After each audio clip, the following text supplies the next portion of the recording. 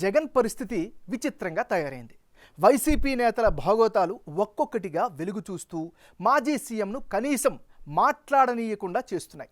మొన్నటికి మొన్న విజయసాయిరెడ్డి శాంతిల ఎపిసోడ్ నడిచింది. ఇక ఇప్పుడు దువ్వాడ శ్రీనివాస్ మాధురిల సీరియల్ స్టార్ట్ అయింది.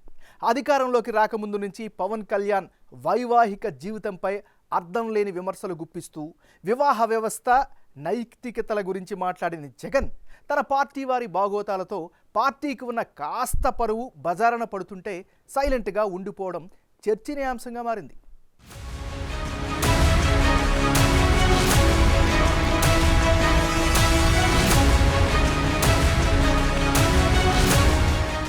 ఏపీలో వైసీపీ నేతల వ్యక్తిగత వ్యవహారాలు హాట్ టాపిక్గా మారుతున్నాయి. కొద్ది రోజుల క్రిందట ఆ పార్టీ ఎంపీ విజయసాయిరెడ్డి వ్యవహారం దుమారం రేపింది. తాజాగా ఎమ్మెల్సీ దువ్వాడ శ్రీనివాస్ ఇంటి గుట్టు రచ్చకెక్కింది. వైసీపీలో ప్రముఖ నేతల బాగోతాలు ఇలా హైలైట్ అవుతూ ఉండడం ఆ పార్టీ ప్రతిష్టను మరింత డ్యామేజ్ చేస్తోంది. గతంలో పవన్ కళ్యాణ్ చట్టబద్ధంగా చేసుకున్న వివాహాలపై జగన్ సాగతీస్తూ మరీ సన్నాయి నొక్కులు నొక్కారు. పెళ్లి కాగానే 4 ఏళ్లకొకసారి 5 ఏళ్లకొకసారి కార్లు మార్చేసినట్టుగా భార్యలను వదిలేసి ఇప్పుడు నియోజకవర్గాల్ని కూడా అలవోకగా వదిలేస్తా ఉన్నావు. ఏం మనిషివయ్యా నువ్వు అని చెప్పి ఆయనను అడిగా. అందుకే దత్తపుత్రుల్లో కూడా ఈ మధ్య కాలంలో బీపీ బాగా కనిపిస్తా ఉంటది. అయ్యా దత్తపుత్ర, ఒకసారి చేస్తే పొరపాటు, మళ్ళీ మళ్ళీ చేస్తే దాన్ని అలవాటు అంటారయ్యా దత్తపుత్ర.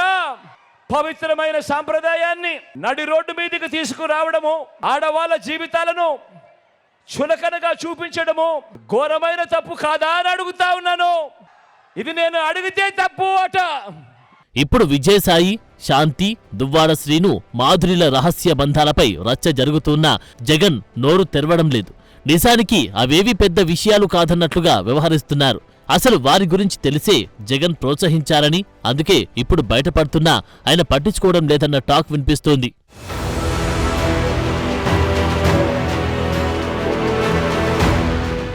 జగన్ కు అత్యంత సన్నిహితుడు పర్సనల్ ఆడిటర్, జగన్ ఏవన్గా ఉన్న అక్రమాస్తుల కేసుల్లో ఏటూ నిందితుడిగా ఉన్న ఎంపీ విజయసాయిరెడ్డి వ్యవహారం ఇటీవల పెద్ద రచ్చకు దారితీసింది. దేవాదాయ శాఖ ఉద్యోగిని శాంతి భర్తే ఆయనపై స్వయంగా ఆరోపణలు చేశారు. తన భార్యకు పుట్టిన బిడ్డకు కారణం ఆయనేనని, DNA టెస్టులు చేయించుకోవాలని సవాల్ చేశారు. దానిపై వైసీపీ అధికారంలో ఉన్నప్పుడు విజయసాయితో అంటకాగిన శాంతి పెట్టిన మీడియా సమావేశం కూడా వైరల్ అయింది. విజయసాయి వ్యవహారంలో అనేక అనుమానాలు వ్యక్తమయ్యాయి. అన్నిటికీ DNA టెస్టుతో ఫైనల్ క్లారిటీ వస్తుందని అనుకున్నారు. కానీ విజయసాయిరెడ్డి అందుకు అంగీకరించలేదు. అయితే శాంతి భర్త మాత్రం అదే డిమాండ్ చేస్తూ వచ్చారు. చివరికి విజయసాయిరెడ్డి శుద్ధపూసలా సోషల్ మీడియాలో వివరణ ఇచ్చారు. శాంతికి చేసిన అన్ని రకాల సాయాలు కూతురిగానే భావించి చేశానని, తాను వారింటికెళ్లి బిడ్డను ఆశీర్వదించాను అని, తన ఇంటికి వస్తే బట్టలు పెట్టానని, అంతే తప్ప మరేమీ లేదని తండ్రి కూతుళ్ల బంధం కల్పేశారు. DNA టెస్టు చేయించుకోవడానికి అంగీకరించకుండా ఆ 67 ఏళ్ల రాజ్యసభ సభ్యుడు లేనిపోని బంధాలు కలుపుతూ వివరణ ఇచ్చి సోషల్ మీడియాలో ఇప్పటికీ ట్రోల్ అవుతూనే ఉన్నారు.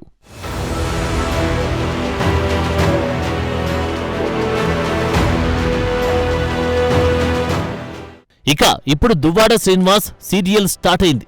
ఒకసారి జెడ్పీటీసీగా గెలవడం మినహా ఇంకెప్పుడు ఎన్నికల్లో గెలవని దువ్వాడకు జగన్ ఎమ్మెల్సీ పదవి కట్టబెట్టారంటే వారిద్దరి సాన్నిహిత్యం అర్థమవుతుంది. చంద్రబాబు, పవన్ కళ్యాణ్, అచ్చెన్నాయుడులను టార్గెట్ చేయడంలో దువ్వాడ శ్రీనివాస్ ముందుంటారు. నోటికి ఏదొస్తే అది మాట్లాడేసే దువ్వాడ తీరే జగన్ని మెప్పించిందని చెబుతారు. అందుకే టెక్కలలో అచ్చెన్నాయుడిపై పోటీకి వైసీపీ నుంచి 3 నేతలు పోటీ పడినా జగన్ ఎమ్మెల్సీగా ఉన్న దువ్వాడ వైపే మొగ్గు చూపారంటారు. అయితే టికెట్ ప్రకటన సమయానికి దువ్వాడ మరో మహిళతో వివాహేతర బంధం పెట్టుకోవడం వారి కుటుంబంలో చిచ్చుకు కారణమైంది. ఆ విషయాన్ని ఆయన భార్య వాణి స్వయంగా వెళ్లి జగన్ దగ్గర పంచాయతీ పెట్టారు. దాంతో శ్రీనివాస్ని కాదని దువ్వాడ వాణిని టెక్కలి ఇన్ఛార్జిగా ప్రకటించారు. కానీ జగన్ చివరికి దువ్వాడ శ్రీనివాస్కే టికెట్ ప్రకటించారు. ఇండిపెండెంట్ గా పోటీకి సిద్ధమైన దువ్వాడ వాణిని బుజ్జగించారు. అంటే దువ్వాడ ఫ్యామిలీ సర్కస్ గురించి తెలిసి కూడా జగన్ ప్రోత్సహించారన్నమాట.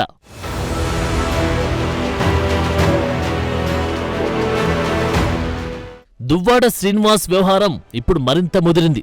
దువ్వాడ శ్రీనివాస్కు పెళ్లై 2 కుమార్తెలున్నారు. ఒక కూతురి పెళ్లి కూడా అయింది. ఆయన వయసు కూడా 60 ఏళ్లకు దగ్గర పడింది. ఇలాంటి సమయంలో ఆయన మరో మహిళతో సహజీవనం చేస్తున్నానని చెప్పకనే చెప్తున్నారు. పైగా అది తప్పని భావించడం లేదంట. తప్పుగా ఎవరైనా భావిస్తే క్షమించమని చేతులు జోడిస్తున్నారు.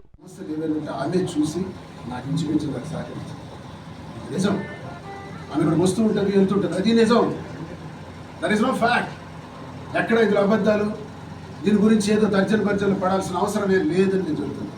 ఇక మీరు అడుగుతున్నారు దీనివల్ల మీ ప్రతిష్ట పోదా, మీకు ఇదే అని. నా కుటుంబ వ్యవహారం అంతా చెప్పారు, ప్రజలే నిర్ణయిస్తారు. నేను చేసింది తప్పు అయితే అప్రతిష్ట పాలవుతాను. నేను చేసిన దానిలో ఏ తప్పు లేదని ప్రజలు గుర్తిస్తే, ఆ దేవుడు కరుణిస్తే, వెంకటేశ్వర స్వామి దయ వల్ల ఇంకా మంచిగా ప్రజలకు సేవ చేస్తాం. నేను నిర్ణయం. ఇప్పటికే దువ్వాడ కుటుంబ కథాచిత్రం రచ్చకెక్కి రాష్ట్ర వ్యాప్తంగా చర్చనీయాంశమైంది.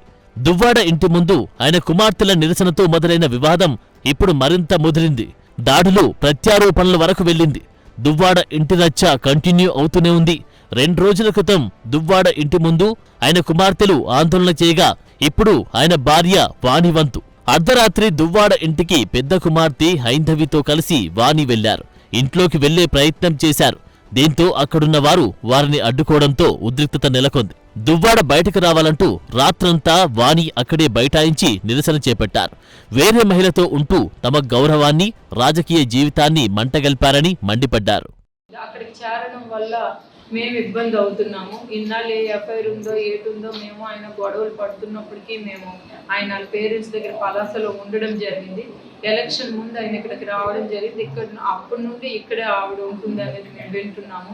ఆవిడ ఏంటంటే వీడియోలు తీసి పెట్టడం, చాలా తప్పుడుగా బిహేవ్ చేయడం. ఇప్పటికీ ఆవిడకి నాకు తెలిసిన 3 మ్యారేజెస్ కూడా అయ్యాయి. అలానే ఆవిడ ఇల్లీగల్ అఫైర్సే కాకుండా ఆవిడ వృత్తే అది. చాలా దారుణంగా దాని మీద పబ్బం గడుపుకొని డబ్బులు గడించుకునే తత్వం ఆవిడ. కాబట్టి మేము పిల్లలు మేము కూడా ఇమీడియట్గా అలాంటి పనులు ఇక్కడ చేస్తే మా లైఫ్లు డ్యామేజ్ అవుతాయని ఆలోచనతోనే పిల్లలు నేను వెళ్ళి అక్కడ వాళ్ళ ఫాదర్తో మాట్లాడదామని చెప్పడం జరిగింది. అయినా ఆయన బయటికి రాకుండా లోపల ఉండిపోయి పిల్లలకు రోడ్డు మీద పెట్టడం జరిగిందండి. దీన్ని ఎట్టి పరిస్థితుల్లో పిల్లలు కానీ నేను కానీ ఆపేది లేదు. ఎందుకంటే ఇది ఆయన సొంతూరు కాదు. ఇది నా ఫాదర్ రాఘారావు గారి నుండి మేము పొలిటికల్గా, మా తాత లక్ష్మీపతి గారి నుండి మేము ఇక్కడ రాజకీయాలు చేస్తున్నాము. 100 ఎకరాల ఆస్తులు అమ్ముకొని మేము విలువలతో ఉన్నాము. మా లాంటి ఫ్యామిలీలోని ఇలాంటి డ్యామేజ్ జరిగితే నా పిల్లల భవిష్యత్తు పోదు. కాబట్టి ఎట్టి పరిస్థితుల్లో దీనికి ఒక ఎండ్ పాయింట్ వచ్చినంత వరకు మాత్రం మేము ఆగేది లేదు. ఆ టైంలో దువ్వాడ వస్తూనే భార్య వాణిపై పరుష పదజాలంతో పేట్రేగిపోయారు. తిట్ల దండకంతో, బూతు పురాణంతో రెచ్చిపోయారు. గ్రానైట్ రాడ్తో భార్య, కూతురుపై దాడికి యత్నించారు. ఇరు వర్గాల మోహరింపుతో పరిస్థితి తీవ్ర ఉద్రిక్తతకు దారితీసింది. కాగా ఇంట్లోకి బలవంతంగా వచ్చే ప్రయత్నం చేశారంటూ వాణి కుమార్తెలపై దువ్వాడ పోలీసులకు ఫిర్యాదు చేశారు. మరోవైపు తనపై దాడి చేశారంటూ వాణి కూడా కంప్లైంట్ చేశారు.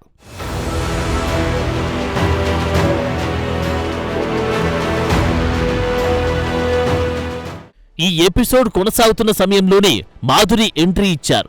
దువ్వాడ శ్రీనివాస్కు తనకు మధ్య ఉన్నది స్నేహబంధమే తప్ప మరేమీ కాదని స్పష్టం చేశారు.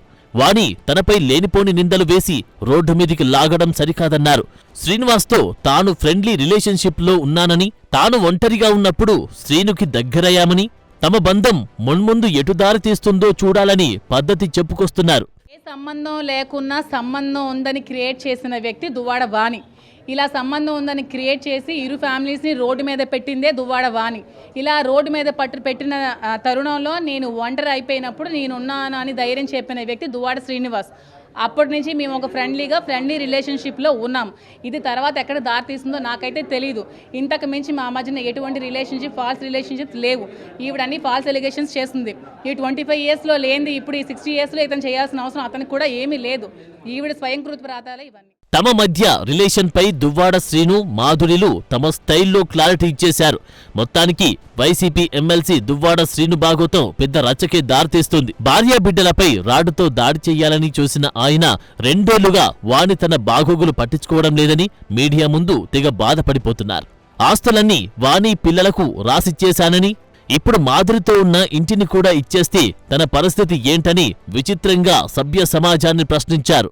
ఇంట్లో ఉన్నప్పుడే భోజనానికి సౌకర్యాలు లేదు. నేను ఈ 2 ఏళ్ళు ఎలా బ్రతికాను? పలాసలో ఉన్నాను, కారులో 3 రోజులు పడుకున్నాను, హోటల్లో ఉన్నాను. ఇప్పుడు ఈ రోజు వరకు, ఈ క్షణం వరకు ఎక్కడున్నాను? భోజనం చేసావా? టిఫిన్ చేసావా, నిద్రపోయినావా, నీ పరిస్థితి ఏంటని అడిగేవారు ఉన్నారా? 2 ఏళ్లలో ఉన్నారా? ఇది కూడా వాడిని అడిగిందా?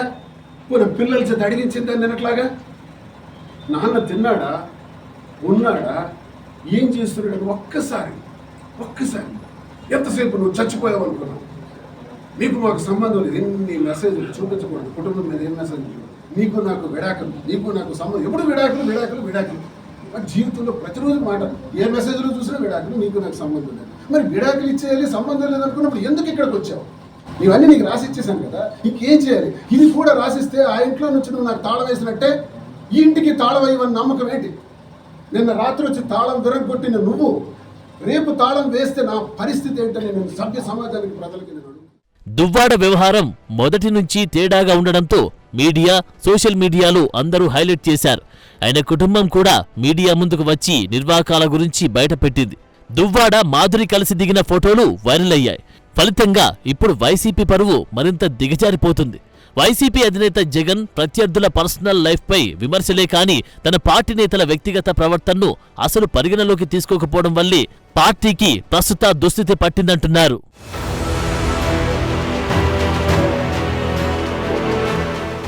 అంబటి రాంబాబు ఆడియో టేపులు బయటపడి పెద్ద దుమారం రేగింది. దాని తర్వాత కూడా ఆయనకు మంత్రి పదవి ఇచ్చారు. దువ్వాడ శ్రీనివాస్ గురించి మొత్తం తెలిసిన తర్వాత కూడా ప్రోత్సహించారు. వైసీపీలో ఇలాంటి ఘనకార్యాలు చేసిన వాళ్లు చాలా మంది ఉన్నారని, వారి వ్యవహారాలు వరుసగా బయటకు వస్తాయన్న ప్రచారం జరుగుతోంది. అధికారంలో ఉన్నప్పుడే అంబటి రాంబాబు ఆడియో టేపులు బయటకు వచ్చాయి. ఇప్పుడు అందరి వీడియో టేపులు బయటపడ్డా ఆశ్చర్యపోనవసరం లేదంటున్నారు.